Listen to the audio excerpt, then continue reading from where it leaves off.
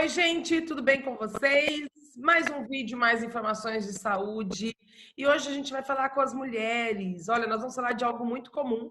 Inclusive, eu divulguei aqui para vocês que eu vivi nos últimos meses, que foi fazer uma cirurgia de mimectomia. Então, hoje nós vamos falar sobre esse tema. O que é a mimectomia na infertilidade, por exemplo? É, tem várias situações para a pessoa fazer uma mimectomia. O que nós vamos falar aqui é na questão da infertilidade. Não é meu caso, antes que todo mundo já comece a criar aí coisas, mas eu fiz somente para retirar miomas. Eu converso com o doutor Alexandre. Tudo bem, doutor? Tudo bem, e você? Tudo ótimo. Seja bem-vindo aqui ao Minuto da Saúde. E para falar de um tema importante e comum, né, doutor? Realmente é uma doença bastante incidente nas mulheres, o mioma uterino, né?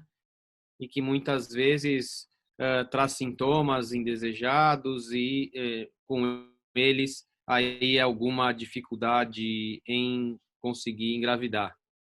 Doutor, eu tenho algumas perguntas para fazer, que é para esclarecer para quem aqui está acompanhando, está seguindo. Conheço várias mulheres que têm mioma, né? Eu tinha mioma, mas vamos explicar primeiro o que é a mimectomia. A miomectomia é a retirada dos nódulos de mioma da parede do útero. O útero acaba por desenvolver esses nódulos, eles normalmente podem estar basicamente em 3 posições, são ali 3 tipos, vamos dizer 4 tipos de mioma.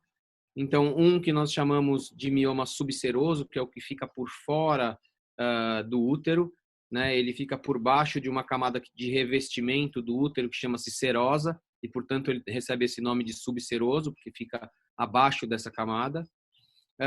O mioma submucoso, que é o que fica por dentro da cavidade uterina, que é aquele que fica por baixo do tecido de revestimento, que é um tecido mucoso, glandular, e então, portanto, chama-se submucoso. E esse é o que causa mais sintomas, né? Mais sangramento, na grande maioria das vezes, cólica, porque o útero fica tentando expulsá-lo. O mioma intramural, que é o que fica no meio das paredes do útero, né? Então, ele fica no meio da musculatura.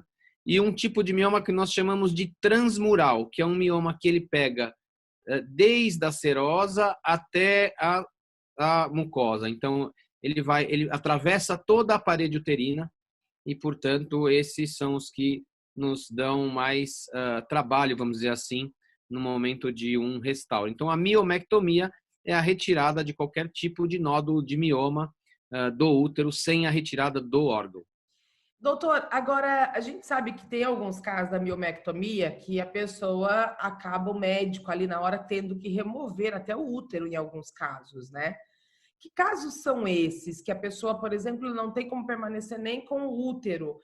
Porque tem aquela questão das pessoas que já têm filhos e de repente não querem mais ter filhos e aí já tira o útero, tudo. Mas tem as pessoas que têm vontade de ter filhos e quer preservar o útero. Sempre é possível preservar? Olha, eu acho que vai muito da experiência de cada um. E muito diferente até de tudo isso, existem algumas pacientes, inclusive, que já tiveram suas gestações, já tiveram seus filhos, mas por alguma razão elas não gostariam de tirar o útero. E foi-se o tempo em que o médico dizia, não, a senhora vai tirar o útero e ponto final, e isso acontecia. Hoje a gente tem uma tendência muito maior de dividir um pouco dessa opinião com a paciente, Né? afinal de contas o útero é dela, não é meu, e não se tratando de um problema, de uma doença maligna, a gente acaba por tentar fazer o desejo da paciente. Eu acho que vai muito da experiência de cada equipe com o procedimento cirúrgico. Foram poucas, acho que eu não me recordo da última vez em que nós fizemos uma proposta de retirar um mioma e o útero teve que sair junto. Doutor, como que é feita a retirada de miomas grandes com a preservação do útero?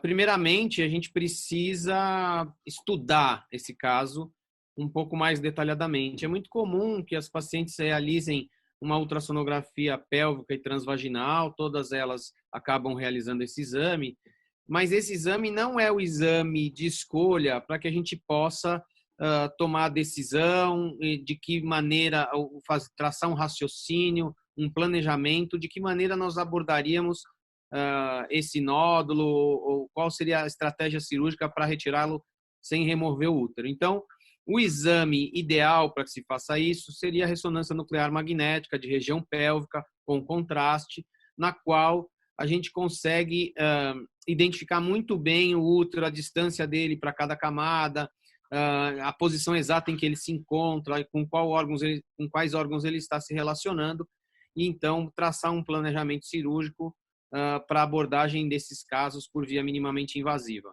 Eu achei a recuperação bem tranquila. Obviamente que você não pode fazer muito esforço, e eu até queria saber, porque como eu fiz laparotomia, eu sei a recuperação da laparotomia, mas e a recuperação pós-operatória de uma cirurgia por robótica? Como funciona? A robótica e a laparoscopia são dois procedimentos semelhantes. Os dois são procedimentos endoscópicos que envolvem a realização de pneumoperitônio, ou seja, distensão da cavidade abdominal com CO2, e elas não diferem no que diz respeito a sangramento, no que diz respeito a tempo de internação e no que diz respeito a retorno às suas atividades habituais.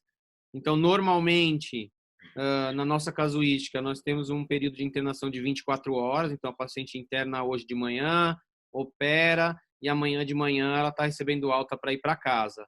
E ela retorna às suas atividades profissionais por volta de uma semana. Normalmente a gente está liberando para dirigir. Olha. E ali o exercício físico é sempre uma questão muito questionada pelas pacientes, inclusive por aquelas que nunca fizeram exercício físico, acabam perguntando quando eu posso fazer exercício físico? Mas a senhora faz exercício? Não, nunca fiz. Então por que vai começar agora que vou ser operada? Não, o que a gente vê é que é uma recuperação realmente rápida, e aquelas pacientes que têm o hábito de se exercitar acabam retornando a essas atividades em torno de 21 a 30 dias.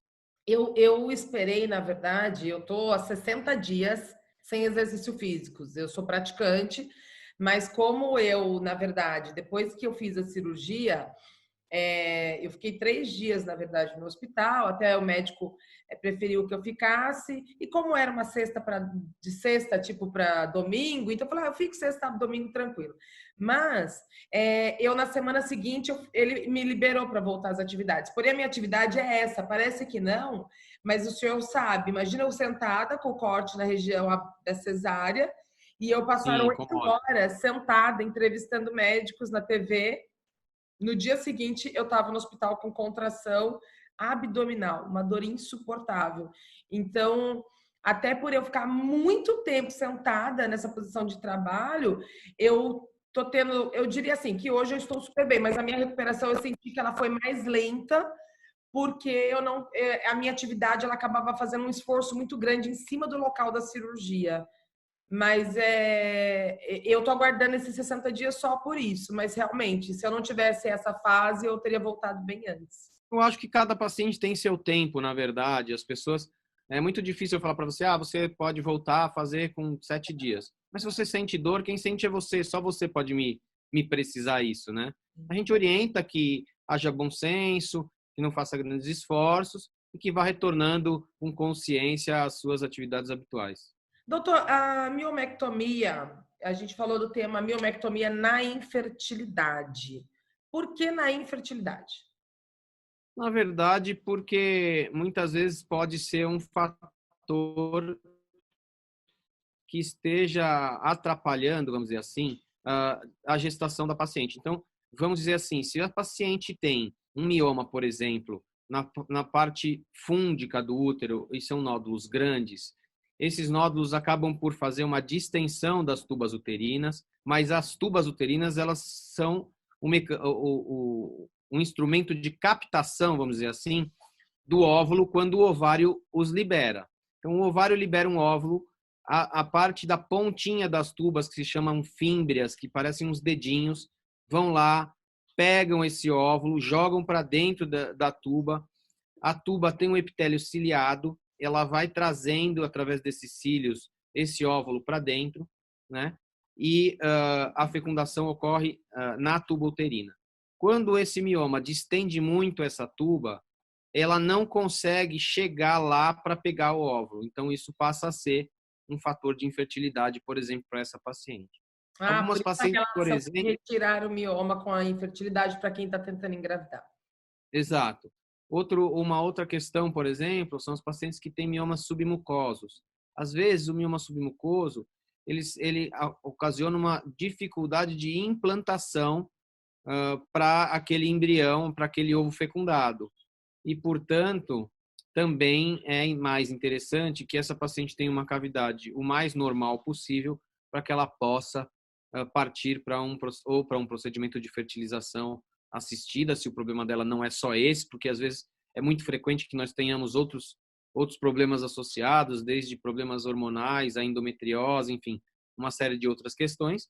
Mas se ela tem um mioma submucoso, na grande maioria das vezes, vale a pena retirá-lo para que ela tenha uma cavidade muito mais próxima do normal e, assim, uma facilidade maior em gestar. Tá certo. Doutor, obrigada pela sua participação, bastante esclarecedor, deu para a gente bater um papo, entender melhor a questão da miomectomia, da relação com a laparotomia ou procedimento minimamente invasivo. É importante esclarecer porque as mulheres têm muitas dúvidas e o mioma é muito comum na mulher, né? Sim, é uma doença bastante prevalente. Eu que Tá. agradeço aí o seu convite e fico muito satisfeito de poder ter esclarecido algumas dúvidas que as pacientes possam ter. É isso aí. Obrigada, doutor. Tchau, tchau. Tchau, tchau. E vocês continuem acompanhando. Olha só, o doutor Alexandre dando informações importantes para as mulheres. Então, se você tem suspeita de mioma, tem algum dos sintomas que ele falou, procure o ginecologista, vai fazer check-up. O check-up é sempre importante. Mulheres, não deixe de fazer os exames periodicamente. Tem cada mulher, o médico indica uma vez por ano, ou 6 em 6 meses. Aí vai depender muito do seu histórico familiar, enfim. Quer continuar acompanhando? Deixe seu comentário aqui, faça perguntas para o doutor Alexandre e continue acompanhando que tem mais Minutos da Saúde para vocês.